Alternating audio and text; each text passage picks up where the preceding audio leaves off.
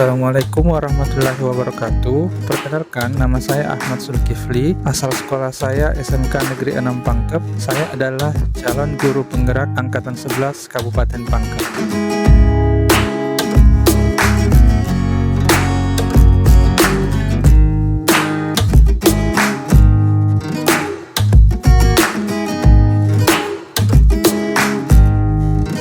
Bismillahirrahmanirrahim. Assalamualaikum warahmatullahi wabarakatuh. Waalaikumsalam warahmatullahi wabarakatuh. Bapak Ibu, terima kasih atas kehadirannya. Jadi hari ini maksud dan tujuan hari ini adalah untuk mempresentasikan pemahaman dan hasil pembelajaran yang sudah saya lakukan pada pembelajaran guru penggerak angkatan 11. Jadi hari ini saya ingin mempresentasikan apa yang telah saya dapatkan dan pahami terhadap materi budaya positif. Jadi tujuannya menyebarkan pemahaman dan pengalaman budaya positif.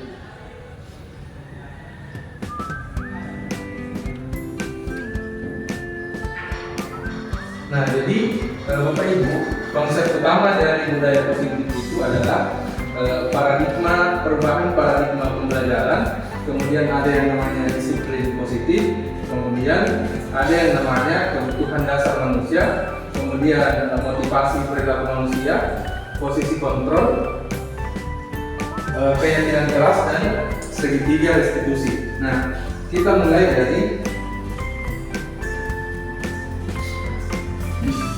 perubahan paradigma pembelajaran. Jadi berdasarkan perubahan kurikulum baru, ada perubahan paradigma baru terhadap pembelajaran. Yang awalnya itu fokusnya adalah terhadap tiga unsur, yakni kognitif, afektif, psikomotorik. Nah, sekarang paradigma pembelajaran baru itu dirancang berdasarkan prinsip pembelajaran terdiferensiasi. Jadi siswa itu belajar sesuai dengan kebutuhannya dan guru mengajar sesuai dengan pemahaman yang dimiliki oleh siswa, sesuai dengan kebutuhan dan minat masing-masing siswa, serta melakukan pengembangan profil pelajar Pancasila. Nah, dalam rangka menciptakan anak-anak atau murid yang memiliki perilaku sesuai nilai-nilai kebajikan universal, terutama mengacu pada profil pelajar Pancasila, maka penerapan disiplin positif itu harus berasal dari intrinsik, bukan ekstrinsik. Artinya penerapan budaya sampai pada siswa mendapatkan atau memiliki profil pelajar Pancasila yang kuat, maka unsur-unsur itu harus berasal dari unsur-unsur dari dalam diri peserta didik atau dari dalam diri murid, bukan dari unsur-unsur ekstrinsik atau dari luar. Nah, apa yang dimaksud dengan motivasi dari intrinsik atau ekstrinsik? Yang dimaksud itu adalah pengaruh dari luar. Jadi misalnya ketika menerapkan disiplin atau budaya positif, kita harus menghindari yang namanya memotivasi siswa dari yang berasal dari unsur ekstrinsik atau eksternal. Jadi contoh misalnya memberikan hukuman. Nah, yang itu termasuk dalam kategori penerapan disiplin positif yang berasal dari luar. Contohnya juga mendapatkan imbalan. Jadi hukuman dan imbalan itu adalah faktor eksternal dari luar. Nah, yang paling bagus adalah penerapan disiplin positif yang berasal dari dalam diri peserta didik, berasal dari yang namanya kesadaran. Jadi untuk menjadi orang yang mereka inginkan dan menghargai dirinya sendiri terhadap nilai yang mereka percaya. Jadi motivasi yang paling bagus adalah motivasi penguatan karakter yang berasal dari unsur-unsur internal atau intrinsik. Nah, disiplin positif itu diterapkan dengan cara mengajarkan anak-anak untuk bertanggung jawab dan menumbuhkan kesadaran diri berdasarkan nilai-nilai kebajikan. Jadi yang ditumbuhkan adalah kesadaran. Kemudian arahnya mengontrol diri dalam melakukan segala tindakan. Jadi ketika misalnya motivasi penguatan karakter itu berasal dari dalam diri peserta didik, maka ada kemampuan untuk mengontrol. Tapi kalau misalnya berasal dari luar, maka yang mereka kontrol adalah ketakutan terhadap hukuman atau keinginan untuk mendapatkan imbalan. Nah itu adalah pembelajaran dari disiplin positif. Kemudian manfaatnya membuat murid itu memahami dan menyadari berdasarkan motivasi internal, bukan akibat paksaan, ujian ataupun hukuman. Nah, pertanyaan yang muncul adalah mengapa ada anak yang cenderung berperilaku negatif?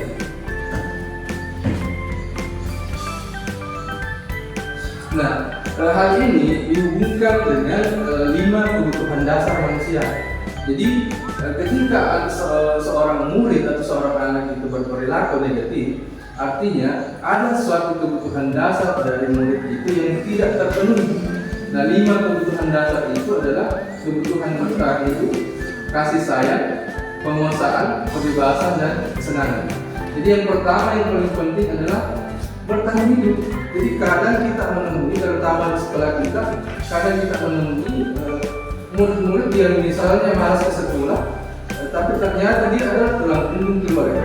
Nah itu kan kebutuhan dasar manusia, bukan karena dia berperilaku negatif karena ini, tapi ada tuntutan bahwa untuk bisa bertahan hidup dia harus bekerja. Kemudian kebutuhan akan kasih sayang dan rasa diterima. Jadi kadang ada anak yang misalnya berperilaku negatif karena misalnya dia membutuhkan kasih sayang atau dia membutuhkan penguasaan. Penguasaan itu pengakuan akan kemampuannya dia. Nah itu yang harus dilakukan sebagai guru dalam memberikan atau berusaha memenuhi kebutuhan dasar yang dibutuhkan oleh murid sehingga perilakunya bisa berubah menjadi perilaku yang positif. Kemudian kebebasan dan kesenangan. Jadi kadang dalam pembelajaran, kadang siswa misalnya berperilaku negatif, ngobrol dan sebagainya, mungkin karena apa yang dia pelajari bukan kesenangannya atau apa yang dia kerjakan bukan kesenangannya. Sehingga tugas kita sebagai seorang guru adalah menyediakan berbagai opsi pembelajaran supaya anak-anak ini terhindar dari kebosanan, jadi sehingga mereka merasa nyaman. Sekalipun ada faktor-faktor yang tidak bisa kita kontrol. Contohnya misalnya bagaimana mereka di rumah, kemudian ketika misalnya sudah diterapkan berbagai macam aktivitas pembelajaran tetap seperti itu, maka itu di luar daripada kemampuan guru. Tapi yang harus dilakukan adalah bagaimana guru ini bisa berusaha memenuhi kebutuhan dasar yang dibutuhkan oleh siswa.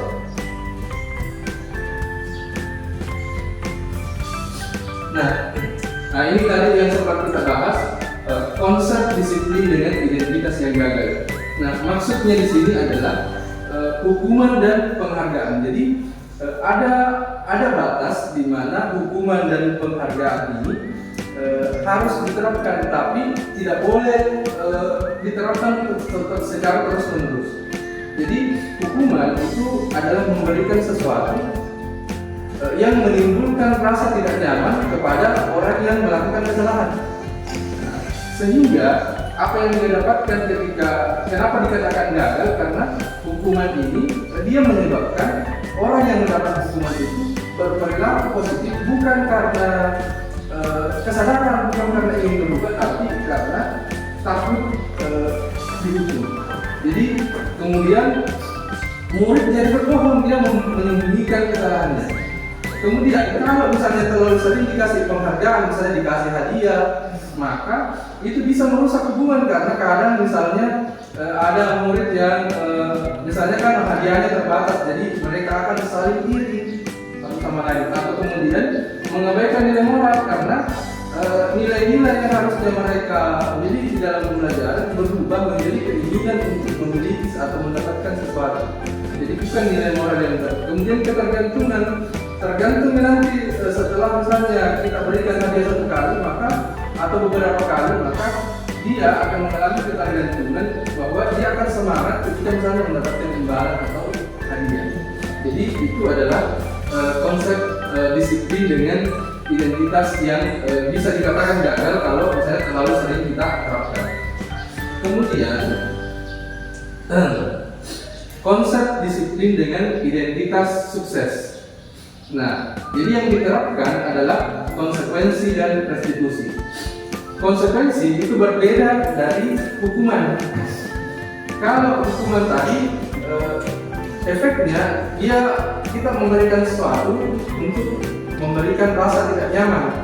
Tapi kalau konsekuensi itu adalah tanggung jawab yang logis terhadap kesalahan yang dilakukan yang harus relevan dengan apa yang dia lakukan untuk memulihkan kesalahan itu.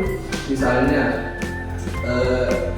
masuk kamar mandi, misalnya dia tidak matikan air misalnya. Kemudian konsekuensinya ya misalnya dia harus membersihkan sesuai atau sampai seperti semula dia melakukan kesalahan. Jadi bukan misalnya dengan dipukul, dikasih berdiri. Nah itu bedanya konsekuensi dengan hukuman. Nah kalau restitusi itu adalah memperbaiki kerusakan yang mana dia ada 3 tahapnya. Jadi yang pertama adalah menstabilkan identitas. Jadi langkah pertama adalah memastikan bahwa identitasnya seorang anak itu tetap stabil meskipun mereka telah melakukan kesalahan. Jadi dia dikasih tenang dulu. Kemudian baru setelah tenang, kemudian dipastikan bahwa dia sudah siap menerima apa yang kita sampaikan, maka yang harus dilakukan adalah melakukan validasi terhadap tindakan yang salah. Nah, kemudian yang ketiga menanyakan keyakinan. Nah, keyakinan ini bagaimana kita bedanya tadi dengan konsekuensi. Kalau di menanyakan keyakinan ini kita ngobrol bersama anak. Jadi kita membicarakan kira-kira menurut kamu apa yang bisa kamu lakukan untuk memperbaiki. Nah, inilah yang dinamakan dengan segitiga restitusi. Jadi dua pendekatan yang dapat dikatakan pendekatan disiplin positif yang sukses. Nah, pertanyaan selanjutnya yang muncul adalah jika murid sudah mendapatkan restitusi, apakah tidak perlu ada konsekuensi? Bagaimana menurut Pak? Apakah kalau misalnya sudah direstitusi, sudah dipujuk bahwa seperti ini, apakah tidak perlu lagi ada konsekuensi? Tetap ada ya. Nah,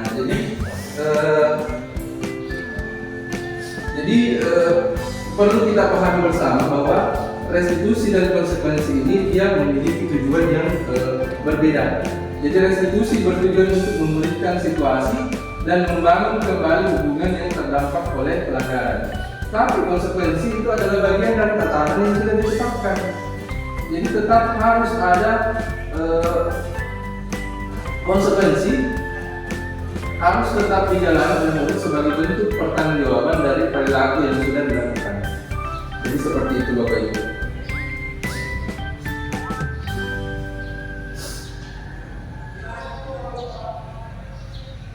Nah, di sini sebagai seorang guru kita harus memiliki atau memahami posisi kontrol sebagai seorang guru. Jadi ada 5 jenis posisi kontrol seorang guru.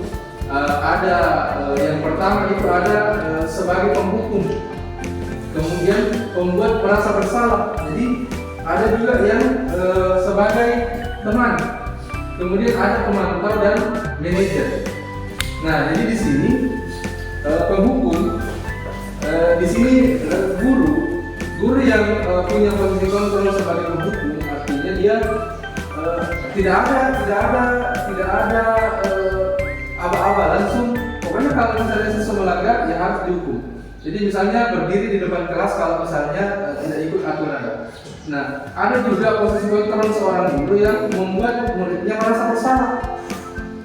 Nah, misalnya berapa kali saya harus memberitahu kamu itu Saatnya jam 2 dimulai. It's time to begin the second lesson.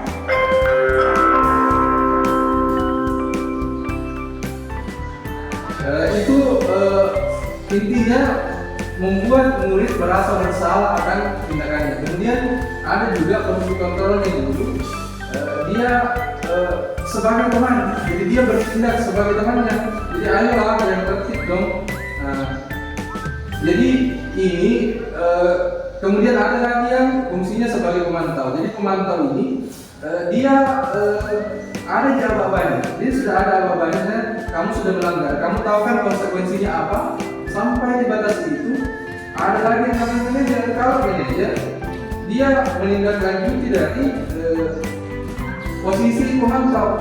Jadi dia melakukan kontrol terhadap, jadi bukan cuma sampai pada memantau, tapi dia bersama-sama membicarakan bahwa bagaimana ini bisa diselesaikan. Jadi contoh misalnya, apa kamu tahu kesalahanmu, kira-kira bagaimana kamu akan memperbaiki kesalahan. Jadi posisi kontrol sebagai manajer itu adalah posisi di mana seorang guru bersama-sama dengan murid untuk membicarakan bagaimana masalah atau kesalahan itu bisa diselesaikan.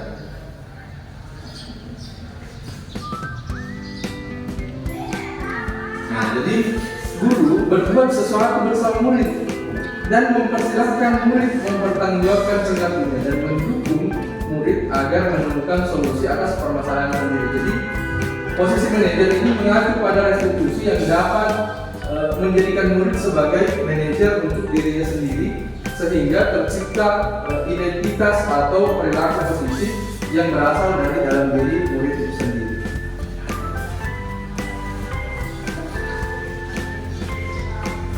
Nah, kemudian, dalam rangka memperkuat atau menjadikan dasar dari perilaku positif dan penerapan restitusi tadi, sebaiknya guru di sekolah itu membuat yang namanya sebuah keyakinan kelas. Jadi keyakinan kelas ini itu adalah dasar kita menerapkan restitusi tadi. Misalnya ketika misalnya siswa melakukan kesalahan, kamu tahu kan kesepakatan yang sudah kita lakukan, kalau misalnya melanggar ini apa konsekuensinya. Jadi mudah membicarakan, mudah mengontrol karena sudah ada keyakinan yang sudah kita buat bersama. Nah, harus buat kesepakatan di kelas ketika misalnya pembelajaran dimulai. Jadi ketika misalnya ada kesalahan, maka mudah bagi kita untuk membicarakan ini bersama murid karena sudah ada sesuatu yang kita sepakati. Jadi perannya guru mewujudkan terbentuknya keyakinan kelas. Jadi keyakinan itu kesepakatan antar guru dan murid. Jadi sama-sama guru dengan murid menetapkan keyakinan kelas, bukan peraturan kelas. Kalau peraturan kelas itu adalah sesuatu yang ditetapkan secara sepihak. Tapi kalau keyakinan kelas adalah pasti dalam diri murid itu ada sesuatu, atau mereka pasti mampu membedakan mana yang salah, mana yang benar. Jadi ketika misalnya kita tanya murid, kamu tahu nggak itu salah atau benar kalau murid itu datang terlambat ke sekolah? Mereka pasti tahu itu salah. Jadi keyakinan itu yang harus, jadi kita buat itu meyakinkan dari awal, menyepakati dari awal bahwa ini itu salah.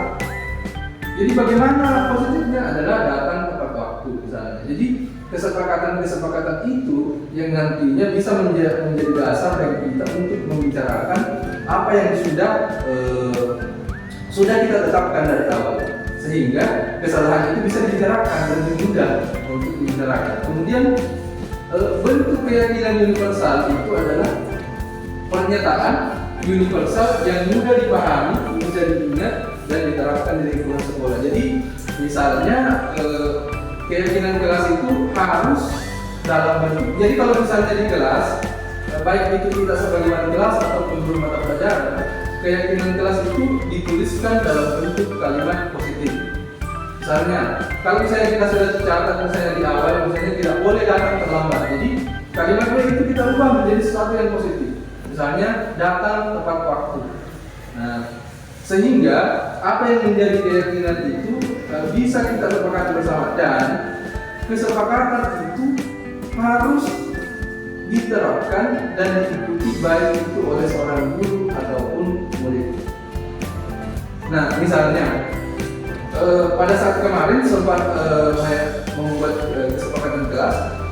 Kesepakatannya yang pertama yang paling mendasar dan paling pertama untuk dibahas oleh murid adalah murid tidak boleh terlambat. Nah, ketika saya terapkan itu, ada kelas dari mereka. Kalau murid cuma murid IPA yang tidak boleh terlambat, guru juga. Jadi sama-sama kita sepakati. Jadi misalnya juga, dan boleh kita tindak lanjuti, misalnya kalau misalnya terlambat atau ada kendala, minta izin di grup atau minta izin sama wali kelas. Jadi ada sesuatu yang sudah kita tetapkan, sehingga nanti pada saat ada sesuatu yang terjadi di luar daripada kesepakatan itu, maka kita bisa membicarakan itu bersama bahwa kira-kira menurut kamu ini sesuai tidak dengan apa yang pernah kita sepakati. Nah, makanya kesepakatan itu boleh ditempel dalam bentuk poster, boleh juga didokumentasikan. Kalau misalnya bentuk kesepakatannya banyak, atau mungkin misalnya kalau kita balik kelas, apa kesepakatannya, nah itu yang kita dokumentasikan supaya nanti ketika sesuatu terjadi di luar daripada kesepakatan itu, maka bisa dibicarakan dan ditonton ulang, sehingga lebih mudah melakukan kita di institusi, mengembalikan sesuatu ke sesuatu yang seharusnya. Nah, jadi seperti itu pemahaman saya terhadap budaya positif yang saya pelajari di modul 1-4 guru penggerak angkatan 11. Terima kasih atas kesediaan Bapak Ibu untuk hadir di presentasi hari ini. Sekian, billahi taufiq wal hidayah. Assalamualaikum warahmatullahi wabarakatuh. Waalaikumsalam. Terima kasih. Assalamualaikum warahmatullahi wabarakatuh. Perkenalkan, saya Islami Rasid. Hari ini saya mendapatkan materi pembimbingan dari calon guru penggerak, yaitu Bapak Ahmad Zulkifli. Materi hari ini yang diberikan yang dipaparkan oleh Bapak Ahmad Zulkifli, alhamdulillah bagi saya sangat-sangat bermanfaat. Saya jadi tahu bagaimana menjadi guru yang baik, bagaimana bisa melakukan atau menerapkan posisi kontrol yang seharusnya kepada siswa. Di mana posisi kontrol yang paling ideal untuk dilakukan kepada siswa yaitu adalah sebagai manajer. Alhamdulillah materi hari ini sangat-sangat bermanfaat. Selain itu, saya juga tahu bagaimana seharusnya dan idealnya sebelum kita memasuki kelas atau di awal tahun pelajaran kita membuat kesepakatan kelas bersama murid agar nantinya kita mampu mengontrol perilaku-perilaku yang atau meminimalisir perilaku-perilaku yang tidak semestinya dan tidak terjadi di dalam kelas kita. Alhamdulillah, saya mengucapkan banyak terima kasih kepada Bapak Ahmad Zulkifli atas materi hari ini. Terima kasih. Assalamualaikum warahmatullahi wabarakatuh.